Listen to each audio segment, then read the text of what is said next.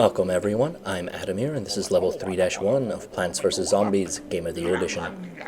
Crazy Dave is here to tell us that zombies are now amassing to attack our backyard instead of just our front yard. With the introduction of the pool levels, the lawn expands to 6 rows rather than the 5 in the front yard, 2 of those being filled entirely with water. We cannot build on water except with the use of the lily pad. It's sort of a gating mechanic just to make everything cost a little bit more. In response to that, our plant loadout is going to take advantage of some tactics that we've not taken advantage of yet so far because they haven't been necessary. They're not necessary now either, but they're great to save money. What I'm going to do is use the potato mine for early defense, rather than investing early in pea shooters.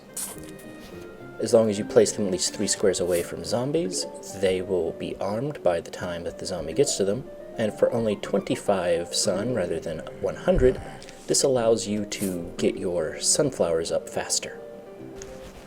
It's obviously not sustainable in the long term. You'd want to go ahead and build some sort of static, constant defenses rather than single-use defenses. But for early on in a level, when you're very limited on money, it's a good potential alternative.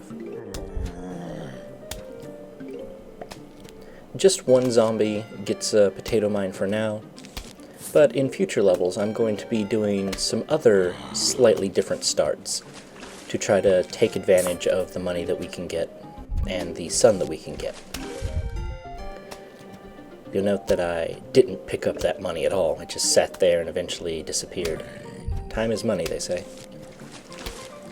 So now that we've got some lily pads and some sunflowers, I'm just going to save up to get a snow pea, because if you recall, a snow pea is effectively twice the damage of a pea shooter because it slows enemies by half.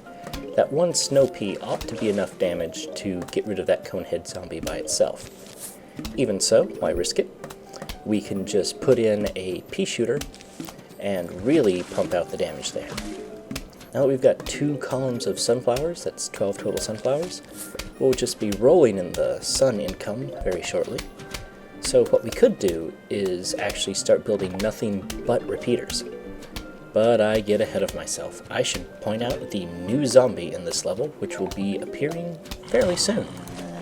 The Ducky Tube zombie is an aquatic vector of several different types of zombies. We're just going to see the Ducky Tube in a basic zombie and conehead zombie variant this level, but buckethead zombies and other zombies can potentially also wear Ducky Tubes.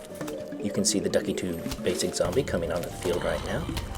It allows the basic zombie to proceed through the water. It doesn't afford him any additional armor, just a different type of movement. We have to make sure that we have some defenses in the water lanes. There's the Ducky Tube conehead zombie. Ducky Tube being an inner tube that's got a duck for a face.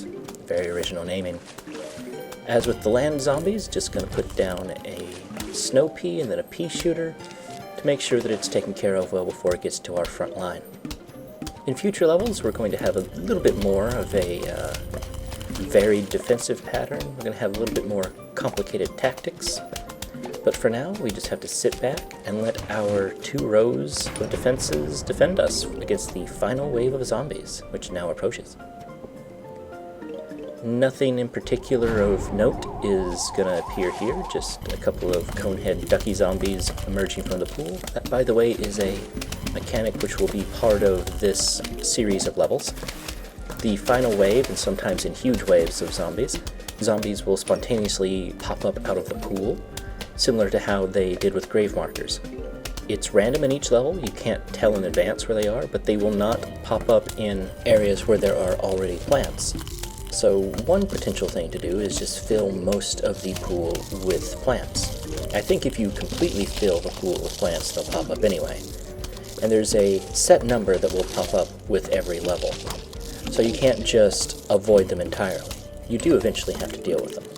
Right now I'm just spamming walnuts and lily pads to make sure I slow them down. This is perhaps not the most efficient way to deal with them. Certainly they're staying alive for quite a while, and that poor walnut looks a little bit distressed now. But finally we get rid of them and we click our reward, a seed packet for a new plant. The squash, which we'll see in the next level.